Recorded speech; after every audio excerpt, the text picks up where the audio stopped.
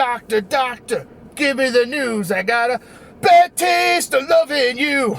Hello and welcome to the next episode of Matt and Todd Go to the Movies. Special guest, Tim Davis. This is the podcast where all three of us went and saw a movie at our local Regal Cinema Theater. And now we're going to talk about it in Matt's on the pilot, right after the movie, in the parking structure, while people walking past the car with their purchases from Burlington Coat Factory. And we're going to talk about just things as, should you see this movie, should you not see this movie, do you need to bring your family or a date, or should you go by yourself, do you need to pay attention, can you slack off, can you nap, snack, or craft, or do you have to pay attention to every single little detail and try to guess the mystery? I am Todd Dover. And I'm Matt Malloy, and I'm all for guessing the mystery. Yeah. As long as they give you enough to really guess it, As long as they right, give you the Todd? opportunity to. Yes. Well, we saw a movie. This movie is called 28 Years Later, and it's in the universe of 28 days later and 28 weeks later, and now we get 28 years later, which really... what we should have done here is waited 28 years since the first movie and then released it. Almost got it. It's very close. Yeah. 2002 was the first 28 days later movie. But I digress. Yes, we saw this movie. This movie is centered around zombies and various other things, and there are people in this movie who maybe we might know of. Tim, who are these people? I would say the big names in this movie, we've got Aaron Taylor Johnson as the lead father character in this. He, of course, most famous for his first big role was Kick-Ass, and of course in more recent years he's been in Bullet Train, he was Quicksilver in Age of Ultron, he was in, what was the most recent thing we saw him in? He's been in the Godzilla franchise. He was Kraven the Hunter. And Kraven the Hunter was his most recent one. And he was in the Fall Guy. So he's been around, very, very recognizable at this point.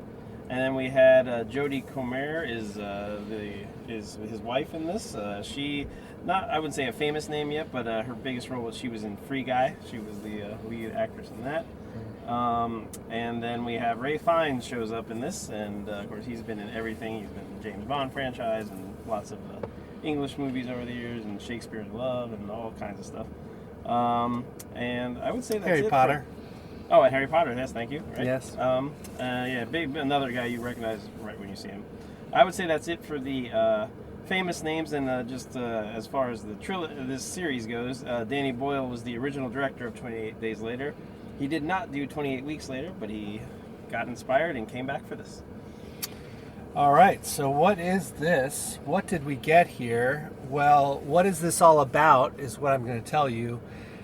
So this universe that we're in, there's an infection called the Rage infection, which started in the very first movie of this so far trilogy, and it infects people very quickly. It causes them to become like zombie-like creatures who their sole purpose is really to attack people who are not infected, make them infected. And so, we're so the first two movies, you kind of get this. The setting is the British Isles, I guess, where the Rage virus started. So the first movie is about how they kind of try and contain it in that area. The second movie, things have been wiped out, and the U.S. comes in and tries to reestablish kind of communities, order, and eventually they end up firebombing. Yeah. But that doesn't stop it from the end of that movie being that the infection has spread to France. This movie alludes to all that and says it's back to just the British Isles is where this is. No one to contain it. Right, they've contained Quarantine. The whole islands are quarantined. No one can go there. No one can leave there, and that's just how they're going to do it. So that's kind of the setup for this movie, which we are kind of our main characters, a mom, a dad, a kid, are on this sort of island that's separated by a strip of land that's only accessible at high tide to get to the main land. I guess they're referring to like well, they don't really say what island it is. It could be any of the British islands. Yep. But anyway, there's this community. They've sort of kept things going. There's babies. There's humanity. There's society of some sort that occasionally sends people over to the main island to do foraging or kill zombies or whatever. And yeah, there's still zombies around, obviously. Zombies have evolved and changed a little bit. There's sort of different types of zombies now. You've got your slow, fat zombies. You've got your running zombies. And then you've got your alpha zombies who are like far superior specimens of zombiedom. And they can go fast and they can think. And they're super strong. Yeah. So it's almost like a good setup for a video game with different types of zombies. But anyway, we focus back on our family. The movie opens with the boy who's 12 years old going out with his father. They're going to go to the mainland and get the boy his first kill and see if they can forage for anything. And so they do that. They have a very big adventure. They come back to the community. And then one thing that we've learned through this part of the movie is that the mom is sick, and we don't really know why. We don't really know what's going on. There's no doctor. But in the process of the trip to the mainland, the boy has learned that there may be a doctor on the mainland. So he takes it upon himself to take his sick mother, sneak out of the encampment, and go to find this doctor and see if he can help them. I think those are the main points that I'll cover about the plot. I know that was a lot, but there's sort of a lore that's been built up that needed to be expressed. So that is where I'll leave that. And Todd, you've had maybe 28 minutes to process since the end of this movie. But what is your gut reaction 28 minutes later to 28 years later? So I'll start by saying that while I wasn't the biggest fan of the other two movies, like I did appreciate them, there's an expectation when you go into these movies, especially Danny Boyle movies, period. And if it's on a darker tone, then it's going to be gritty and dark, and he's not afraid to. Yeah, a little gloomy. I just wasn't a fan of this movie. Like, I thought this movie struggled. I mean, I was into the story when it started. Like, you establish this town, you establish the rules of the town, and you're kind of establishing how things now work nowadays. And, like, I felt the best part of this movie was establishing all that. Like, I thought it did a pretty okay job of establishing here's where this town is, without just like having someone just throw all that exposition at you. I thought they did a pretty okay job with introducing all that. Like, you're like, okay, and then after the first like 10-15 minutes, you're like, I feel like I'm caught up. Like, here's everything that I missed, from movie 2 to 3, even though they don't really connect except for the fact that there's this rage virus going on. But then, like, when we got off to the races with this story and the characters you're supposed to care about, and I just really was feeling like I was having a hard time connecting with anything in this movie. And I really just didn't like the kid. Like, the main character who you're supposed to follow and almost root for goes against impossible odds to do different things. And I just, at all times, I just was like, this kid is dumb and should have been tossed out of the community. Like, when you're talking about everyone's lives versus one life, like, it just, it was just hard for me to be rooting for the people who you're supposed to be rooting for. Like, and I just felt like this movie was chock full of dumb decisions. Like, and for a movie when you're talking about this is a community that has lasted as long as it has because it's stuck to its rules and it's stuck to what it's done, like what it is and how it works and stuff like that. We're just so fastly thrown into this. Oh, well, the kid's going off script. He's going against the rules. You're just thrown into it way too fast for me to even feel like it was a good idea for the kid to do it. Like, at no point was I like, this is a good idea, kid. Like, I just felt like it was dumb decision after dumb decision after dumb decision. And the more you learn, the more you're almost kind of like, I don't understand how any of this is like happening. You first meet the doctor person, he's throwing out morphine left and right. like it like grows off trees and stuff, and you're like, what? How do you have any of this? Like you get shown where he lives, and it's basically a boneyard. You're like, how do you have any of this stuff? How are you making this work? Like what? Like how are you surviving for almost 30 years? Like it just was like, it was a lot of let's just throw stuff in here to shock people. That's all it was. Like, and sometimes when Danny Boyle, I feel like, is not on his game, that's all he's good for. Is just throwing stuff of disturbing imagery at you. And that's what this movie is. It is just, let's just throw disturbing imagery at you for about 2 hours and see how you cope with it.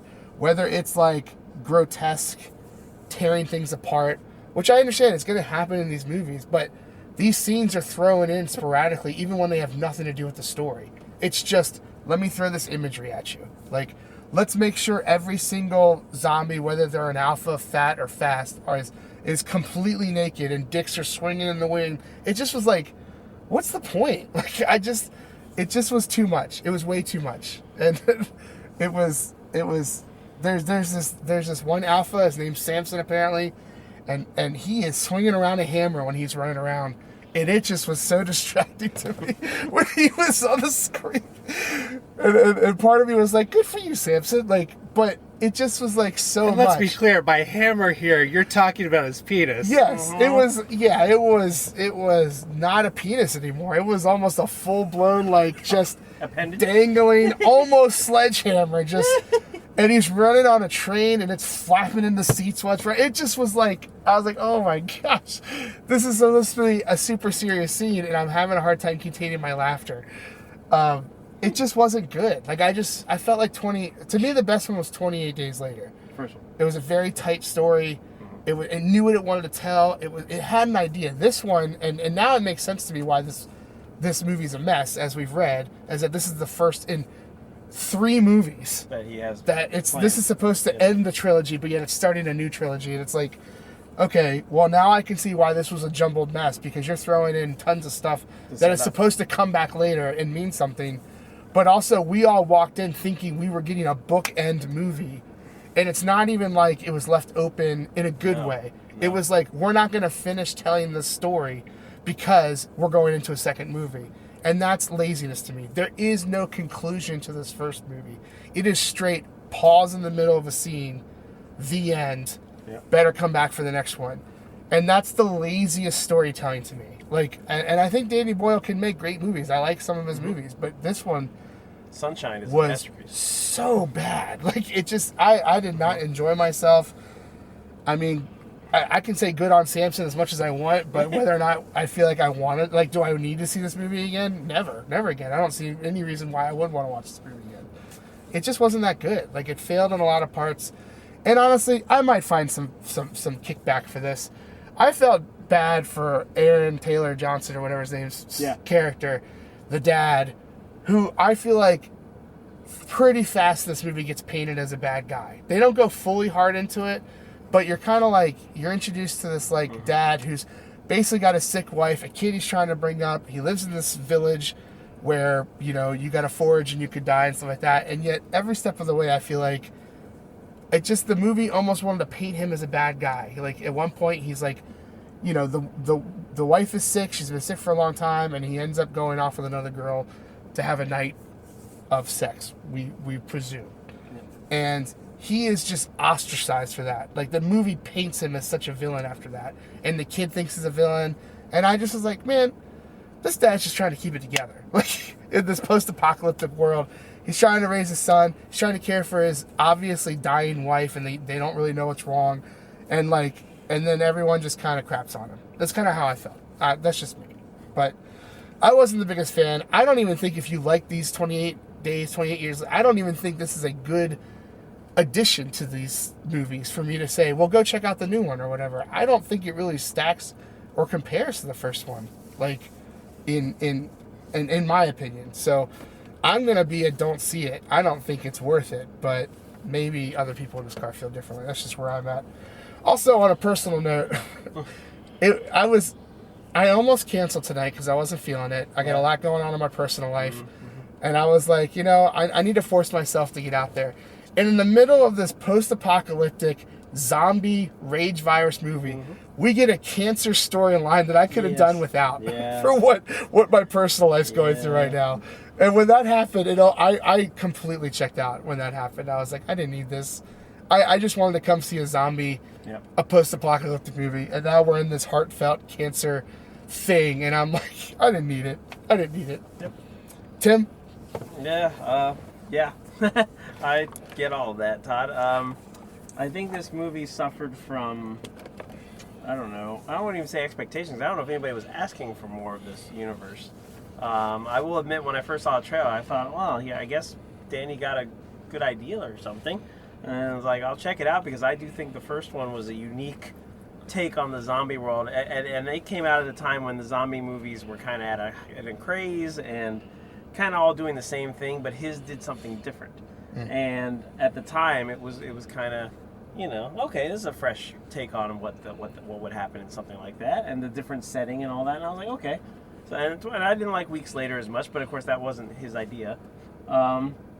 And so here he comes out almost 28 years later with a new idea. And if you take out the setting, like, we've seen movies like this before, where a child takes their sick parent on a journey that's probably perilous or risky, but with the only goal of, well, I have to save her no matter what the cost. And I feel like it became more cliche than it needed to. And that's sad, because, it's something that was inventive, and we didn't get that. And like you said, Todd, if it's a setup for more movies, there's that false feeling of, so I wasn't getting a full story here. I'm just getting a start of something. And it's like, do I really need to sit through more of this, let's face it, bleak universe? The zombie movies tend not to be very It's cheerful. not even a bleak universe. It's just the British Isles that are... Well, I know the rest of the world is great and right. fine and has internet, and they don't really ever touch on it besides one character who gets introduced and then killed off very fast. Like, he was a breath of fresh air, though. But he acted more realistically than anybody else in this movie. But I don't know. I wanted to like this because I had, I like you said, Danny Boyle can make some really good movies. I think Sunshine is one of the best sci-fi movies I've ever seen.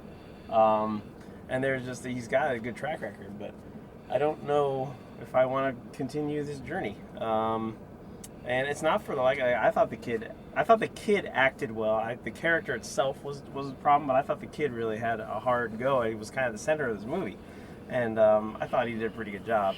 Aaron was his usual self. I mean, he tends to play unlikable characters. I don't know if that's just a thing for him, and he's when his character started going that way, I was like, yeah, that sounds about right. And Ralph Fiennes was Ralph Fiennes, the little burst of like a really good actor playing into whatever the director wants him to do. So it's nice to see him, but you can see him in a lot of things. So yeah, it was also like, hey, Ralph Fiennes, why are you doing what you do? Because it doesn't seem to make sense. Right. Oh, well, here's this phrase in Latin. Yes. Let's talk about it for 2 seconds. Yeah. Oh, well, of course, that explains everything. Why you've been doing what you've been doing for the last 28 years or however long it's been. Great.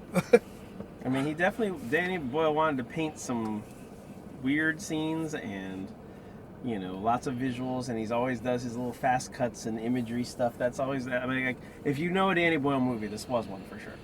I just don't know. I wouldn't put it on his best list. Matt? Well, so I like this movie. Okay. I know that's a bit of a departure from what we've heard so far. I was just thinking, I could see people liking this, and I halfway through, like Todd, I was into it, and then it also kind of lost me a bit, but not for lack of try. I thought, it was a Danny Boyle movie that was well done in his way, if you like that. And so go ahead, Matt. Right. So, I thought that the beginning of this movie, the setup was excellent. Yes. And I thought, it was a good description of what life might be like in a community 28 years after an apocalyptic event. And I thought they did a good job with that. It did strike me as strange there was a lot of things that were just strange in this movie. Todd, you hit the nail on the head. People made a lot of bad decisions in this movie. Yeah, there's no debating that. From the community aspect of sending people out to not really search for food, but really kill zombies. That doesn't really make a lot of sense. I mean, I get a little bit of if you ever were in the situation, you want to know how to handle it. Yes. Or if you were like legit foraging, like they don't ever go to For a place where supplies. you would find anything. Right. And you do see those places, like they do show the decrepit homes and like where a cul-de-sac used to be, and it's Right. but they don't ever go there to like look for stuff. No. And they kind of allude to that. They're like, "Oh, Well, we it's used been to looked do through, or that, it's been looked through but there's already." not much, and it just doesn't pay the risk to do it. Right. So I'll take my 12-year-old son to go. Yeah, you just take the risk. establish that we don't really go out Right. anymore because there's no need. We are self-sustaining here. Yeah. We take care of everything. Great. So Why are you doing this then? aside from that, though, I did like the journey that took us in contact with zombies and explaining the new classes of zombies, however they were created or however they evolved or whatever happened. Whatever you want to call it. Interesting, really interesting. Really, another really weird decision for the boy to take his mom on this journey to go find the doctor. But I get it. He's a 12-year-old kid, and so maybe we can excuse some of that strange decision. Or decisions. Yeah. He makes many. Get him there. Yeah, but he's 12 years old in this new society where his entire life is this way of life. He doesn't know the old world at all. So he lives in a community where probably death happens a lot. Like, I just was like, for a character who only knows this way of life, does not know what the world was like before the zombie apocalypse, is like really making decisions. And I'm like, how did you come to that decision for who you are and what you live through and what your everyday life is? Yeah. Well, I chalk it up to 12-year-old kid with the movie character Main character syndrome. I'm going to do what I want, no matter what, Yeah. no matter No any matter logic, what it does. Yeah. and whatever. No matter whether or not it leaves the town in danger, and just gonna Right. do it. But he went on this journey with his mom, and I thought that was a fun journey, an interesting journey. And at the end of that journey, I thought there was some really heartfelt moments that totally understand why you checked out, Todd. Yep. But I thought that they took a nice, interesting, sentimental moment there that I thought really hit. And then what happens after that, the movie kind of goes off the rails. Yeah. And I'll agree that the ending of this movie Setting up the is sequel. stupid. Yes. So I enjoyed myself up until the very end of the movie, and I would say if you've seen the other movies, you should go see what things might be like 28 years later in this universe, and you might enjoy it. You might not, but you might. So you're saying, Matt, the setup for 28 years later again is not pulling you. You're hesitant. I don't like what they did Yes. at the end of this movie. I'll put it that way. Yeah. Will I watch another one? I'll probably watch it. That's what we do. Yeah. No, yeah. Even though I didn't like this one, I will watch the next one. Right. Because it's clearly coming. So, I don't know about the direction they're taking, but I'm willing to watch it hesitantly. So, yeah, that's how I feel. I enjoyed myself for the most part. I mean, I will say that I agree with you, Matt, that, like, even though I was kind of checked out, I mean, they do have some nice, lovely moments, like, as they tell the story. And I'm pretty sure if you were to, like, if Danny Boyle was in the car with us, he'd be like, well, this is a story about a son letting go of his mother in the backdrop of a zombie apocalypse. Right. Yep. To which I would say, okay, screw you, Danny Boyle. Like, you can't just plainly say that and be like, well, this is really a story about a son saying goodbye to his mom. in the backdrop of a zombie apocalypse. Okay, get off your high horse there. Like, Yeah. you want to tell a story about a son losing a mother or whatever, and then go tell that story. Yeah. Don't set it in a zombie apocalypse and then not have us have a ton of questions afterwards, or be like, hey, what's the point? Hey, what happened? Hey, why is this? Hey, who's Jimmy? Like, what? Like, it was just Yeah. in the entire movie. It was like, let's just drop these things that, I mean, when we got to the ending and the other people showed up, I looked at my watch and I was like, well, we're not heading into another story of this movie. So I was like, I'm pretty sure this is how it ends. And then when it ended, I was like, I wish I was wrong. Yeah. So, Well, It is a bit jarring ending after what came before it. see, I like the fact that it is a son letting go of his mother's story set in a backdrop of the zombie apocalypse. that's because you like ridiculous things. Like, that falls in the wheelhouse. Yes, but I But thought you thought it was executed well. I thought that part of the movie was executed well and hit for me. So That's fine. Yeah. Fair enough. if Danny Boyle said that, I would be like, yes, I agree. That's what I got from it, rather than your response. Oh, I'd give him the business if he was Yes. sitting in the car with us right now. But So- you're still welcome to come on the podcast. I would just Dave. say thank you. just know what you're getting. I would just say I understand why you didn't do weeks later do Sunshine. But that's a great movie. Well, getting down to it here. How many morphine blow darts would you give this movie? Which comes into play hardcore. Yeah. And at first I was like, well, that's cool, and then it really fell apart real fast in my mind. I was like, how do you have this endless supply of morphine darts? But 0 being the worst, because then you have no morphine darts, and what are you doing? How are you gonna survive that? 5 being the best, because then you have a couple to put people down, and then also I don't know, some to party, depending on how hard you party. Yeah, If you yeah. want to take a. That's fair. Take a morphine dart. I will say, before we get into the rating, I thought it was very irresponsible for the doctor to morphine shot a zombie to kind of knock it out and then just left it there. Like, Why not finish? yeah, like, come on. Like, how have you survived so long with those practices, doctor? Matt? Well, as I said, I'm sure I'll be the outlier here, Yeah. but I enjoyed myself, and I thought that the movie was interesting. The ending was stupid.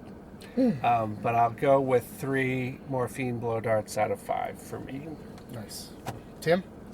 Yeah, like I said, like I didn't hate it, but I wanted to like it more than I did. So I am just under average, and I am at a 2.2. Fair.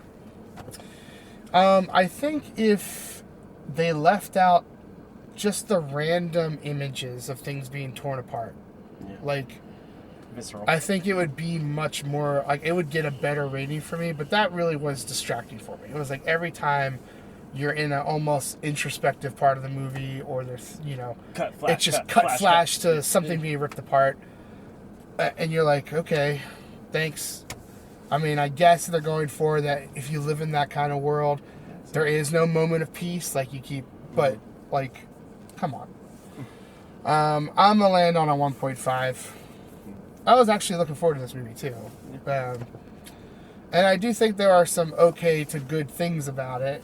And I thought some of the acting was really good, honestly. I mean, it just, like, the story was not thought out completely. It was like, and the ending is just atrocious, like, just so bad. And that's the hook too. Yeah, that it really wasn't even a hook. That's the problem, is that, like, the fact that I'll see the next movie is only because we do the podcast, not because it'd be coming out and I'd be like, oh, I want to see that. I mean, now I don't turn down movies because, we have the unlimited pass, so, but still. That's right. It's a little bit less on the line when you're not paying $15 Full price, or whatever. So, all right. Well, last thoughts? I'm good. Okay. Well, that's going to wrap it up then for this episode of Matt and Todd Go to the Movies, where we saw the movie 28 years later. And we gave it an average rating of 2.23 repeating.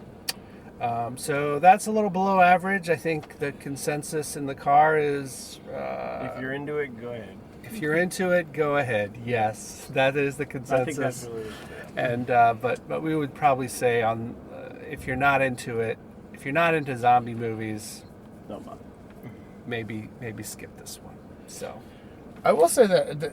So there's a scene in the first movie that always stuck with me as like, oh, what a great scene! Like just because it kind of shows you everything they've been talking about with the virus all in one scene. Where it's like it's the scene where like the dad is outside and a crow drops a droplet of blood in his eye and stuff like that, and then you see him go through the transformation. That was such a great scene. That's what this movie was missing. Yeah. Some form of explanation about things. It's just like, oh, well, now there's kind of these 3 types of different zombies. Well, why? Like, oh, you can shoot all these things in the legs, but it's not going to kill them. Again, why? Like, the virus, all it does is, like, make you angry and amp up your testosterone and stuff like that. Like, they compare it to steroids. Right. So I'm like, that's my problem with these movies, is that I'm like, you establish something, then it changes, but you're not establishing why the change is. Why is this happening? Like, and some people don't need that, but I do. Danny. okay, you need it. Didn't get it. Didn't get it. Yeah. Too bad. Yeah, I know. But that scene in the first movie, like that scene has stuck with me through the years. I just think it's a brilliant That's a scene. fantastic scene. I watched that movie today in preparation for this. Yes, Nice. and that scene is It was it's a great scene. It's a great movie. I enjoyed that movie a lot. Yeah, I think the first Yeah, one. I thought the this first one- one is a great movie. People were not as scared as blood as they should have been. Like every time blood splattered, I'd be like, oh god, oh god. I was like, cool, okay. All it takes is a come on. drop. Yeah, Come on. like Yeah. Super contagious. And, Yes. Well, anyway. Yes. So that's our take on 28 years later. Thanks for listening to this podcast, and subscribe and like and do everything good to it, and keep on doing those things. And we will see you next time. da da da da Da da da da da. da da da.